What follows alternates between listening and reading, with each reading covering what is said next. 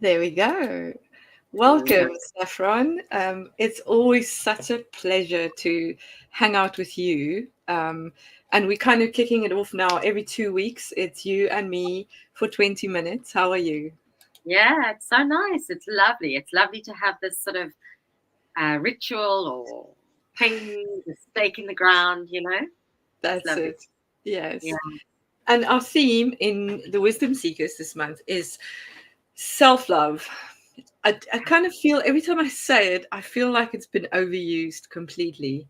So I'm hoping we can put a different spin on it. We're kind of looking at, or we embracing the self and looking at love in the mirror of the Enneagram, because I think there's a lot that we can learn about ourselves when we start talking about love in general.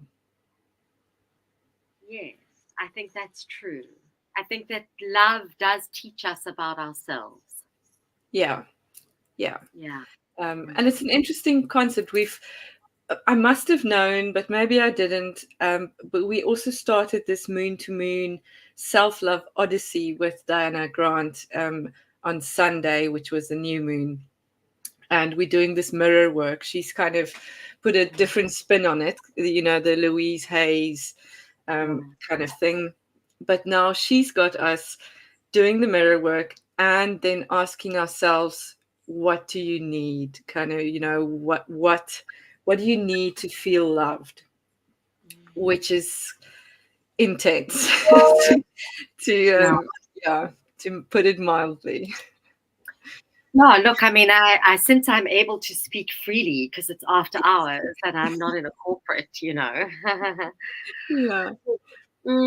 Yeah, the Enneagram. So there's a couple of things that I just want to say back to that. The first is that I love that you've called it the mirror, Yeah. because often I talk about, especially if I'm coaching a couple, perhaps if I'm doing more spiritual Enneagram, maybe if I've got a group that I sense can bear this language. Yeah. I will often refer to the whole of the Enneagram system as a map and a mirror, Mm. really for finding our way back to essence. Mm. Oh, I like that. Yeah. Yeah. And that's what we in the Enneagram community and in the narrative in particular would deem self love, is Mm. finding that way back home. Mm. So the Enneagram really is just that, it's the map Yeah. home.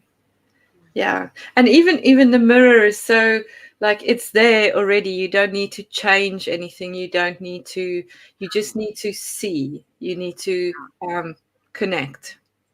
And that's a very full bias and absolutely true. Mm. And Michelle, it's really also to see the whole of humanity on a deeper level. Yeah. So yeah, I suppose in that way, because there's my seven bias, is to visualize this grand plan Mm. that Yeah. we, yeah, So which tell me is, more about this seven bias. You can't just throw that in there. Like what does the seven bring, the Enneagram seven to this mirror? How does the seven in general, because we're generalizing, because no one is just their number, their lead type. But yeah, what is the inherent kind of lens that the seven looks through? so yeah, so this is a great question, but I'm going to answer it by starting by going, what does essence look like for a Mm. seven? So what does that mean when we're doing the inner work, regardless of our type? But Mm. if seven is doing inner work, what does that look like? What does that feel like? And actually, probably that's a more important question for sevens, because sevens, when they find essence, they are able to integrate their feelings, which Mm. in personality, in the ego, in our coping strategy in the world, we lose sight of. Mm. And so you ask about the seven. Yes, the seven is the Houdini, the distractor from pain. Mm. whether it's pain in other people, I want to make them laugh or make it okay, or whether it's, and of course, it's always in the pain within inside us. Mm. And this is why I get very, very antsy and protective, because now who teaches the Enneagram, and not really using it as a tool before you really know it. Because only when you spend hours and hours and hours and hours with the Enneagram, like I have 13,500 hours to be precise, just teaching it, never mind learning it, you begin to realize that the language that we use, we must be mindful. When people talk about the 7 as the eternal teenager or the optimist, I always found that really very triggering as a 7. And I found it triggering now, I realize, is because that's not how I experience my inner world at all. Which is the mirror, isn't it? It's the mirror, you see. Yeah. But as looking from the outside, we experience the 7 as I always have this Peter Pan kind of. Exactly. It's funny. Yeah. Right. Yeah. Did I ever tell you my Tinkerbell story? No. Shall I tell you my Tinkerbell story? Yes, please. But am I allowed to swear? Do you give me permission? I give you permission. It's after. I'm sorry to all the listeners that don't like my language, but this is what happened. You can hear my voice. Okay, so I'm in this workshop. I'm like really in the throes, I'm in my mid-30s, so it's like 10 years ago. I'm really in the throes of like deep inner work and personal mastery work. And I was obsessive. I was gluttonous. I was doing Enneagram workshops, self-help workshops, body talk, like journey work. I mean, I've done it all, and I loved every minute of it. And so I'm in this like spiritual Enneagram workshop with one of the gurus from overseas, who obviously I want him to think that I'm like amazing and the most evolved 7 that he's ever met around the world. And I'm hoping he'll talk about me like back in California, Anyway, so that's all happening. And I'm doing really well. I'm really thinking I'm being I'm really evolved. So we're doing this mirror work. There we go, reflective exercise. And this wonderful colleague of mine who I love dearly, and is really one of my best mates, self-preservation 6, she says to me in this reflective exercise, you're like Tinkerbell. And I was like, sorry, what? And she goes, like Tinkerbell, like from Peter Pan. That's what you are. You're like this light nymphette that's just like amazing. And I always feel great around you. And I was like, Tinkerbell's a fucking fairy. And I can feel my rage. Like I'm seriously triggered. And everybody's like, working, because we're all like really evolved. We're all teachers of the Enneagram. You didn't get to hang out with this overseas dude unless you'd had like a gazillion years of experience. Everybody's amazing. Yeah. And I suddenly stand up, so we're all in this big circle and all in these pairs. And I suddenly stand up, like the whole group is zen. And then I like a firecracker. I go, you called me a fucking fairy. Like, and the whole room goes, shh, And I'm like, to the master, to the guy that I'm like, I go, she called me a fucking fairy, like fuck. I'm like, but I'm pissed. And this went on, and I was effing and blinding, and I have a vicious temper when I'm really. She triggered me so, and she was sitting there like shaking. She was like, I was giving you a compliment. It's a compliment. Anyway, that's clearly a thing for me with people perceiving that the 7 is a fairy, because that is totally not how I experience my inner world. My inner world, and this is where I'm going to take my diet world around 7. I don't know if that's anything to do with me. That noise. But it's the aeroplane coming past. I can control everything except for the aeroplane.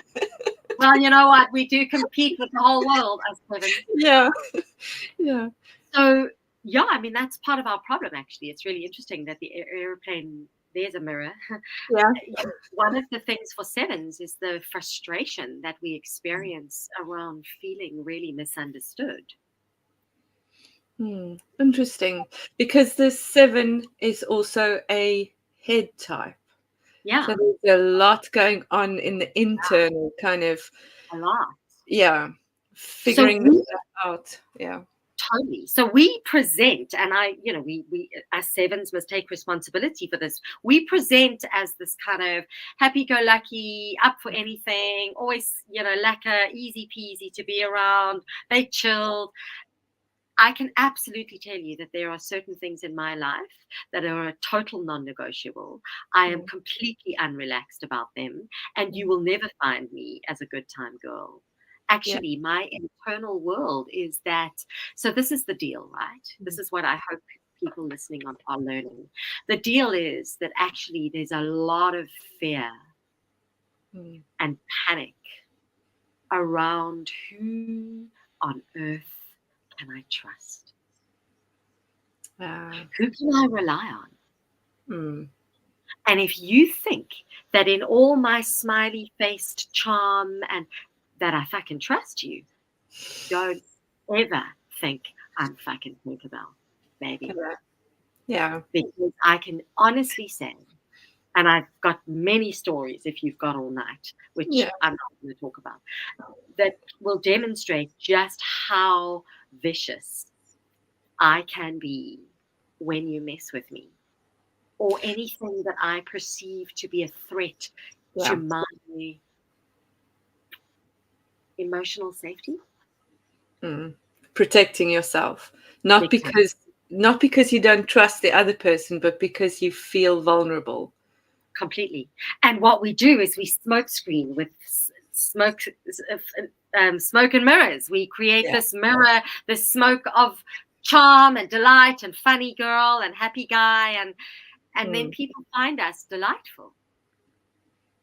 Yeah. But then that also gives you the two sides. So you can only be like that for a certain amount of time because you have to withdraw and reconnect to the real experience. Absolutely. I find people absolutely exhausting. Interesting. Very interesting. Yeah. My 90% of my recreational time is alone. So happy. Happy. Because it's safe. It's just like not exhausting. Yeah. And would you say I get very drained by people? Yeah. Except for the people that I absolutely adore. And then I just want to hang out with them like a lot.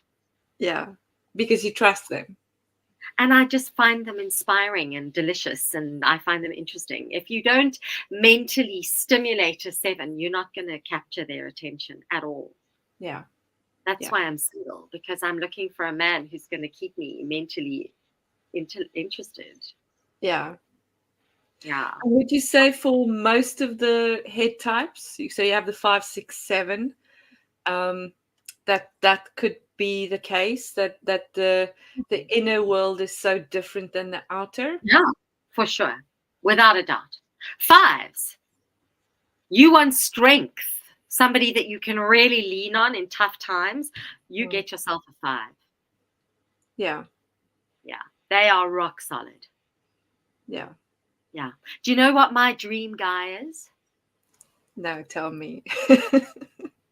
Oh, I want to find me a sexual 5. For me, they are these mystery men. Obviously, he has to be sexy. I mean, I don't want an unattractive man. This is James Bond. Yeah. They're utterly charming and totally infuriating because you never quite get to the bottom of them. Yeah. But there's a lot of inner world. There's a lot of kind of a need for collecting information and trusting in that knowledge and stuff like that. The same theme in all the head types, Michelle, just expressed differently. So the 7 creates the fun mirror, the 6 creates the prepared mirror, and the 5 creates the let me get a telescope after that. Yeah, and in all of it, the theme is I need to protect. I need Yeah. to kind of trust, but I can only really trust myself because I have all these tools and, you know. Exactly. And I've got the information and I've safeguarded my heart and I know who I'm spying on and who I'm still like putting under surveillance. And like that's how my brain works. I can't help it. Yeah. Yeah. And the minute I've decided that I no longer trust you, I distance myself. I can still be here, work with you. You can still think that you're my friend. I've completely checked out. Yeah, there's like a wall. You can almost feel it. You can see it almost. Yeah. And I get very kind of businesslike, and it's the one. I go to that stress point of one where I become very proper and correct and formal. And I see my friends and family have told me that I get extremely scary. Mm. Yeah. Where the one is a body. So you're kind of moving out of your head into I need to fulfill the actions. Like I'm not. Oh yeah. I've got to get busy. I've got to get stuff done so that I can feel safe again. Because until I'm in control of all that stuff, like I'm not gonna sleep. I've gone down rabbit holes for days just getting stuff done and clucked and fixed and mended and I'm an operator. Yeah. Like there's no fuzzy wuzzy anywhere near me when I'm in operation mode. You can't, I mean, and that's the thing is, this is what people don't understand about sevens. Don't take us seriously at your peril. Because when we've decided to switch on the radar, when we've decided to watch you, now we don't trust you. It's a done deal. I'm scared now. You know what I always say to people, and I'm an extreme case, obviously, because I've also got the knowledge of the Enneagram. That's why I always start my keynotes by saying I'm the most dangerous woman in the room, because I've got you. Once I've got your number, you've got a target. So, and she says nervously, because obviously so do I once you learn the Enneagram. But definitely, I mean, what was I going to say? It's gone out of my head now. Maybe I shouldn't have scared you. But, like I will, like 100%. It's called my trust switch. If you hurt me enough and you don't hear me, and this is what I actually wanted to say about the airplane, like sevens, like they need to be heard. Yeah. Like don't freaking make a decision on my behalf and like not hear me. And I think this is what always surprises people when they feel and experience the other side of us. They get a really big shock because, you know, we're always so nice. Yeah. When you first meet us, and no one can ever imagine that we're anything other than these like really lacquer, easy, fun, interesting, cool people. And I mean, I say that because those are the words people have described me as. I don't see myself that way at all. I don't think I'm cool. I think I'm a nerd. I have no idea why people want to be my friend. I think I'm really weird. I don't know. Like, it's okay. You know what I mean? But it seems as though people do want to hang out with me, which is a blessing, you know? Yeah, it's a good thing. And I can't believe we're kind of getting towards the end, but I want to touch on, so you've kind of touched on the head types, which is the 5, 6, 7, 7 being the from the outside, from a distance, and you know, perceived as the fun one, wants to create a good or a space for everyone to feel good, I suppose. The 6 is more being prepared. There's some can I say paranoia a little bit, kind of, you know, overly prepared. Yeah. And the 5 is known as the quiet specialist. So it's like kind of that inner world where I gather information. So those are the head types. Then we have the body types, which you touched on, but I just want to touch on the heart types quickly, because kind of like that self-love, that love in general is such an inherent kind of thing for the heart. You know, that's the symbol of the heart, is to connect to that. How do, I mean, they're so different, the 3, 4 and the 2, 3 and 4. What's the general theme there? How do they see love? What's that mirror effect for them? We should have spoken the whole time about the I hard know. times. I know. We'll get back to this. We have We're going to another have another one of these just Yeah. about the hard times. So otherwise, we're going to have to do a program, and I'll teach you this, because if there is anybody that really lives with a mirror, it's 2s and 3s and 4s, because they are aware of the audience. Yeah.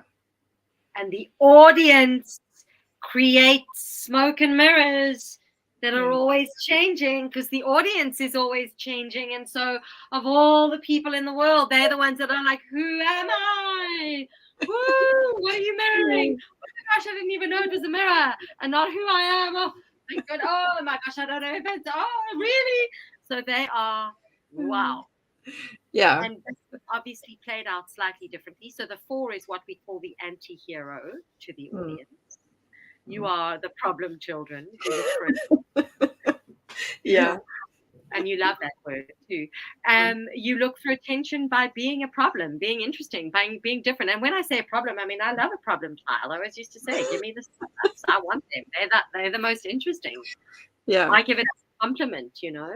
But you know, there's often trouble with the audience for 4s, either from the 4's sake or from the audience's side, whichever. I don't know.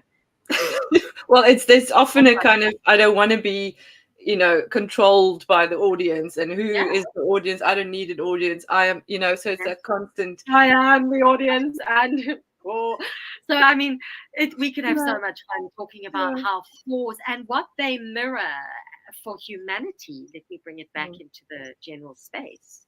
Is that all of us innately know that we are connected. And we come from one original source, and that we all belong. Yeah. And I can tell you, as a social scientist, the greatest trauma you can ever bestow upon another human being is exclusion. So the energy of 4 and healthy energy of 4 is there for all humanity to remember, and the mirror for humanity to remember that separation is bad for us and connection is a necessity.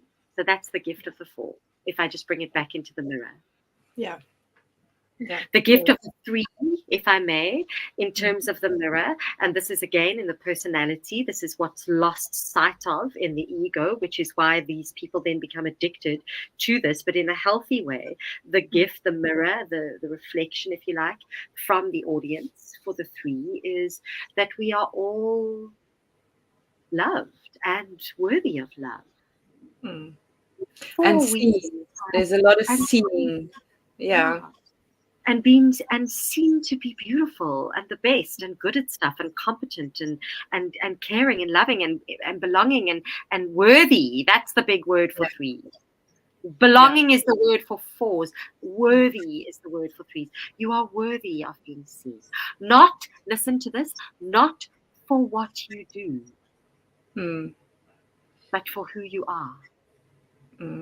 But there's a lot of doing with the 3, just to make sure that it still gets seen. Yeah. Because I don't have an identity without my gift of being the best teacher or the best podcaster or the best CEO or the best runner or the best coffee maker. It doesn't matter. I've just got to be the best, whatever my role is. Yeah. Yeah. And that's something that all humanity experiences and feels and senses and is mirrored by our experiences in life. And that's what the 3 brings us, is this reminder that we are all here to sort of carve out our identity and also be in a body. Our body is a mirror. Yeah. And I mean, gosh, that's a whole nother talk on how that plays into identity, etc.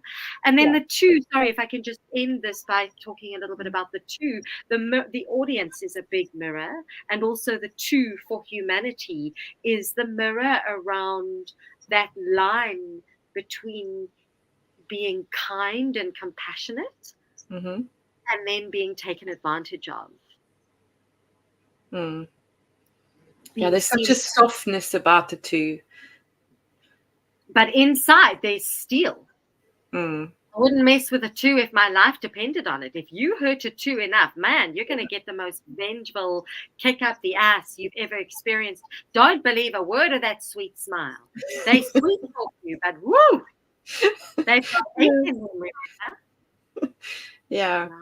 So healthily expressed, that boundary in a healthy expression in the two is beautiful. It's a gentle, loving, self-loving boundary, which all of humanity is at this time, I think, invited to look at. Wouldn't that be nice? Yes. So just to wrap it up, we've gone 5 minutes over because I think that was just so beautiful, and I think we got a really good view of the mirror, the Enneagram as a mirror. And it's interesting for me that how what we see isn't always what the inner world is, as with most things, which makes it so great to dive a little bit deeper. I'm just going to pop this link on here quickly. I'm just so grateful for the platform, and I hope it grows, because I think it's such crucially important information for understanding ourselves and one another. So thank you for the platform. It is. And thank you for your wisdom and insights and amazing views on this. If anybody wants to go and visit Saffron on the interweb, Saffron Baggallay. Sorry, I got made a mistake here. .com and .co.za. So either one of those. Yeah, it's perfect. Okay. It's .com. Yes, okay. Thank you.